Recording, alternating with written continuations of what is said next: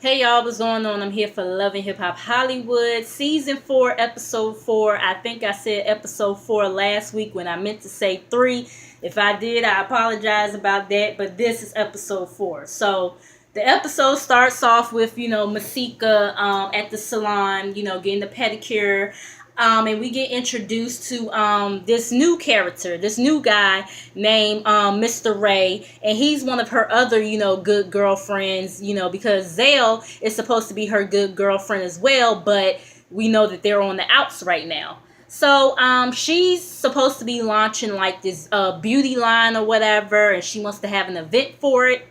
So Mr. Ray is supposed to be, helping her plan and everything. So he's going down the line of like, people that she, will want to invite or whatever. And of course she says yes to Moniece, Nia, and Tierra. But when they get to Tierra, Mr. Ray is like, well, I heard that she was recently at somebody's party, looking a hot mess, and she was reeking of alcohol or whatever. So, Masika is like, oh, I don't know about that then. You know what I'm saying? So she's talking about the falling out that she had with Zale, and, she says that Zale is not completely dead to her yet, but she's not sure about him being there at the event and everything, because she did want him to style some people and everything, but she's not sure she wants him to be there running amok at her event or whatever. And we find out that Mr. Ray has an issue, with Zale as well and everything. And for what he was saying, it sounded like it's just some petty shit with them or whatever. Just dumb. You know what I mean? So, he's like, but I want Zale to come or whatever so I could take care of him and everything. And, Masika is like, I don't know about this, but all right, if some shit go down, that's your motherfucking ass, okay? So then we get Nia and Moniece. They're at I don't know who apartment they was at. I don't know if it was Moniece's apartment or Nia's apartment. It was one of their apartments that they was at. They're talking about TT or whatever. They invite Cisco over. They apologize about, the night before, but they like, that we wasn't coming at you crazy, or we wasn't trying to come at you crazy or whatever. And, he understands or whatever. Moniece is like that, once again, like it seemed like ever since Tierra came back to LA or whatever, she's fallen back into like old habits. And she's like, I would talk to her the next day, like after, she done got so, fucked up or whatever. And, Tierra don't even mention what happened the night before. She just acts like as if it never happened and everything. You know what I'm saying? And, Cisco is acting, like Ray Charles to the bullshit about Tierra having like a drinking problem and everything. And, they like, are you going to stick around if Tierra's willing to get help or whatever, this, that, and the third? And, he claims that he is, and that, he cares about her, but he doesn't love her. He doesn't love her. He's not in love with her. You know what I'm saying? And they like, so you really don't know about this issue or whatever. And he's like, no, she wasn't like this in New York or whatever. So Moniece is like, well, we want to have a conversation of going to rehab with her, and we want you to be there or whatever, this, that, and the third. And Cisco, he's shaky on it. He's like, well, I'm going to talk to her first by myself or whatever. I'm going to give my thoughts on, Cisco and his sneaky ass later on. So anyways, next we have Booby and Brooke. They meet up or whatever on the top of like some hill or whatever. Brooke keeps on calling Jade, the little paralegal hoe or whatever. And, it was a step for Marcus, for Marcus to put her in her place or whatever. But, I don't know where we stand and this, that, and the third. And it's like, why do you still have this animosity towards Jade as if she knew? You know what I'm saying? Like, and even if she did, like, your beef is with Marcus more so than her. You know what I'm saying? But anyways, so Booby, he arrives or whatever at the rooftop, and he immediately grabs her hand and is like, what's wrong? Like, I don't like, you looking like that or whatever. So she gives him an update on Marcus or whatever, and Booby is like, see, that's what I've been trying to tell you or whatever. He don't know what he got, and the girl like, you not gonna come around again. And Brooke is getting butterflies with Booby and all this other stuff. And I did see on Facebook earlier that a lot of people was talking about how first Brooke was messing around with Marcus, and he was married and yada yada yada. And now she fucking around with Booby and or trying to fuck around with Booby, and Booby married, still married and everything, this, that, and the third. And it's just not a good look for her. And I get where people coming from with that, because it does make it seem like as if the only type of men Brooke can attract is guys who are married. You know what I'm saying? Now, as far as Marcus is concerned, we don't know his wife. You know what I'm saying? So, even though he claimed that he got the divorce or whatever, which I'm still like side-eyeing that shit, okay?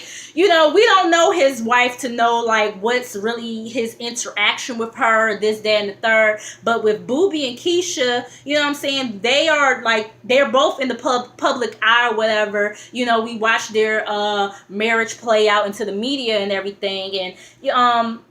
And then seeing them on this show too, it really legit looks like there's no chemistry between, Booby and Keisha at this point. And Keisha definitely just seems like she's over it and is ready for the divorce at this point, and they've been separated for a minute now. You know what I mean?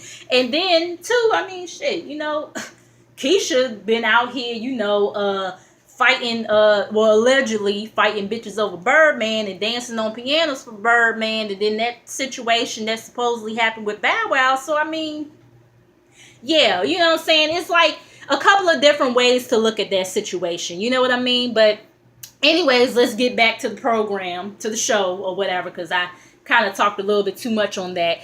But, anyway, so, he was telling her that, before he had came to see her, he was in the studio writing and everything. And he got something that he wants her to hear or whatever. So she's listening to the song, and, she starts, putting her little flavor on it or whatever. She starts singing on it and everything. And from what I heard, the song sound alright. It do sound alright. I'm like, okay, Booby. Yeah, it sound okay to me. You know what I'm saying?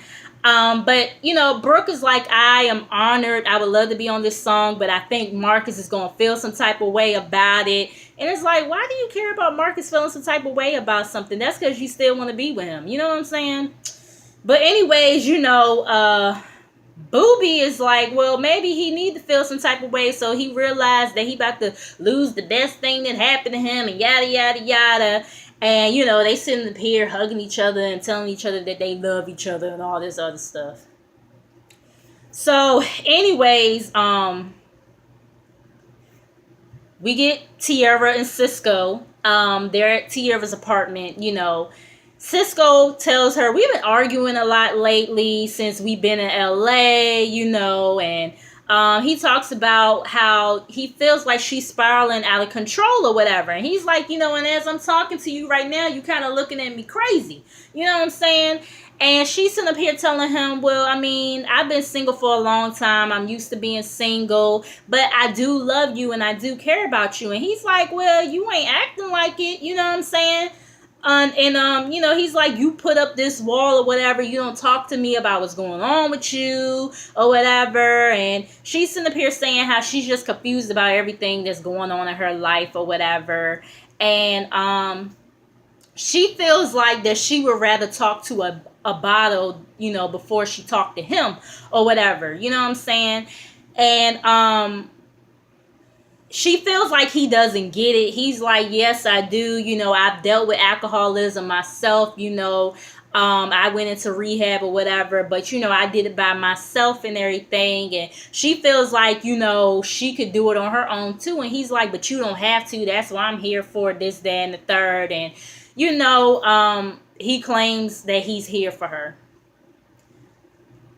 I'm going to get more into it later on. Like I said, I'm going to get more into my feelings about Cisco being in this mix. You know what I'm saying? But anyway, so we get Alexis Sky and, you know, her dude, Lucci or whatever.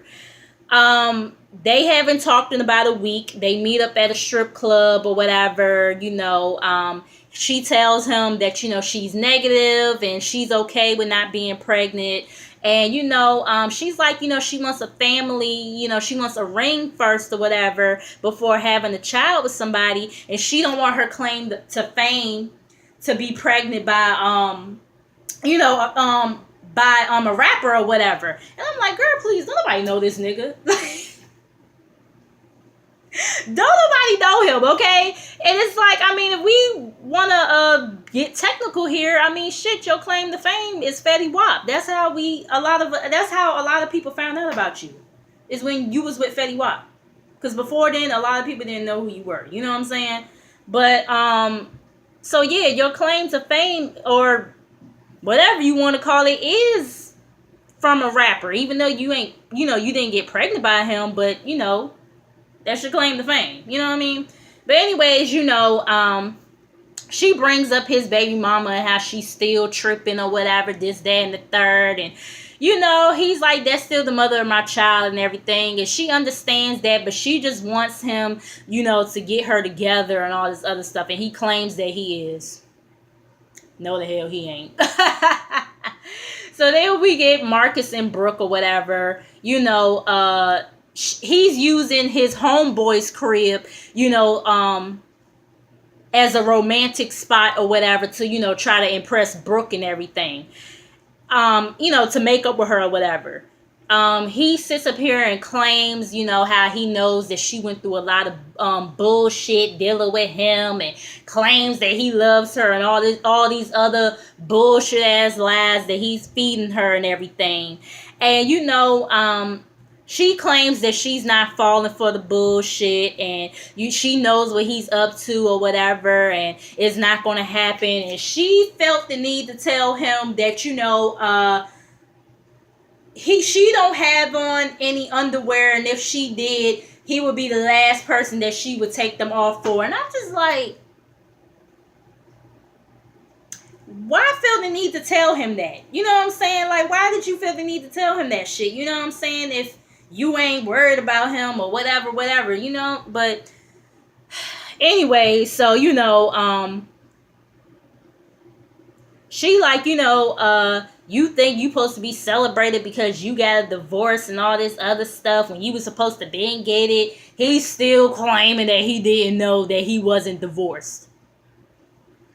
Yeah, okay. So, you know, she's like, you know, well, I would love to stick around, but, you know, I'm busy. I have, you know, a session with Booby or whatever. And, you know, Mark is like, oh, for real? Like, you know what I'm saying? And, you know, he calls Booby boo-boo or whatever. And he, like I said, he's feeling some type of way about it. And, you know, Brooke, she's ready to play the game that Marcus is playing. So, I guess game on, whatever.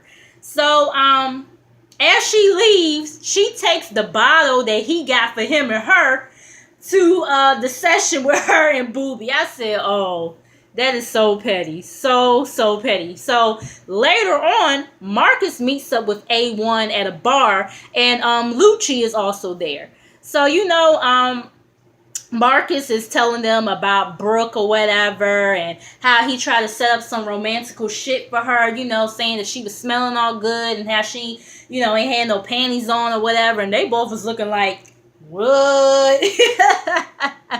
And, you know, he's like, but I mean, she turned me down or whatever. And, you know, she talking about going to the studio with Booby and all this other stuff. And, you know, he claims that he's not jealous, but yeah, you are. Like, just 2 minutes ago when you was talking about him in your confessional, you came off like you felt some type of way about it. And even talking to A1 and Lucci, it seemed like you feel some type of way about it. And A1, he tells him, I mean, man, you started this whole game. So now she's playing it. You know what I'm saying? He realizes A1 is right, even though he don't want to admit it. And, you know, she's like, I mean, he's like, if she want to link up with Boo Boo or whatever for some music that the people would never hear, then hey, be my guest. I was like, he got a point. Like I said, from what I heard, the song sound like it's all right. You know what I'm saying? But yeah, that song probably ain't gonna be on nobody's Billboard 100. But anyway, so A1 is like, well, speaking of Booby, I'm supposed to be working. Well, I'm supposed to be meeting up with Keisha or whatever. You know what I'm saying? But he's telling them, but Lyrica tripping about me working with females and all this other stuff. And Marcus is like, you can't let nobody stop you from getting money and all this other stuff. You know what I'm saying? And oh boy, Lucci, he co-signs or whatever. So Lucci, he talks about, Alexis and, how it's something about her that he likes and everything. And he talks about how his baby mama be doing too much or whatever. You know what I mean? And she's still, popping off and, like she really a gangster in real life and all this other stuff. So Brooke and Booby, they're in the studio and everything, and Brooke was dressed mighty sexy for a studio session. I'm just saying, you know what I mean? And Brooke says that she never took it there with Booby in the past out of respect for Keisha and everything, this, that, and the third. But it's hard to keep him in the friend zone at this point or whatever with, things being kind of wrapped up with him and Keisha and then her and Marcus being on the outs or whatever. I can't. I can't. You know what I'm saying? And people was also saying, too, that they feel like that Marcus and Brooke done had something going on way before this show. If they've been friends for a long time, like they claim they've been, like people feel like that it's been something between them for this chemistry to be this strong or whatever. And I say I have to agree. I have to agree. But anyways, we have Keisha and Zell. They meet up or whatever because she's having a listening party soon and she wants, Zell to style her or whatever. And, he's telling her about Masika and they're falling out and how he does love her and everything. And, he talks about the whole Alexis Sky situation and, how they made up or whatever. And, Zell, he just talking. And as he's talking, Keisha, she's just looking like she trying to keep up, like she trying to follow him. She just looks so overwhelmed as he's talking and everything. And, he talks about the meetup that he had with Masika and how she wasn't happy with him and everything. But he did get an invite to, her launch party or whatever. But he's not sure if he wants to go. And Keisha's like, well, you ain't got to be friends with everybody to, make some coin or whatever and, network or whatever. And, Zell is like, yeah, you right and everything. I just hope, the blowfish doesn't try my patience or whatever. And she's like, who's the blowfish? And he's like, Mr. Ray. He do kind of look like a blowfish, though. I ain't even going front. He do. So then we have Alexis and Nikki. Nikki is doing a photo shoot with Alexis or whatever for her lingerie line and everything, and she's using Alexis as one of the models or whatever. So Nikki is asking about Lucci or whatever, and Alexis is like, I thought I was pregnant, but I'm not, and I'm happy about it. And Nikki is like, so I mean, so like, what's going on with y'all then and everything? And she claims that she's happy with him or whatever, this, that, and the third. They cool. And next thing you know, Lucci baby mama Sarah comes barging in or whatever, and they both looking like, what the fuck is this bitch doing here? And Alexis, she's like, this bitch got the nerve to come all the way from Atlanta to LA to come fuck with me or whatever. And I'm like, well, isn't that the same thing that you was trying to do to Masika? Isn't that the same thing? You know what I'm saying? So I mean, you put you put bad energy out there, that shit gonna come back on you. You know what I'm saying? So, anyways, Sarah's like, why would you fuck with my baby daddy or whatever? And Alexis is like, I mean, y'all not together and everything, and you need to come at him and blase or whatever. And Sarah's like, bitch, I was with him, and Nikki is like, I mean, y'all need to be mad at him because he probably telling y'all different shit or whatever. And Alexis, she promised that she's not a home wrecker, and claims that he told her they wasn't together. And she's like, I'm not Masika or whatever. And I'm just like, what the fuck Masika got to do with this bullshit that's going on right now?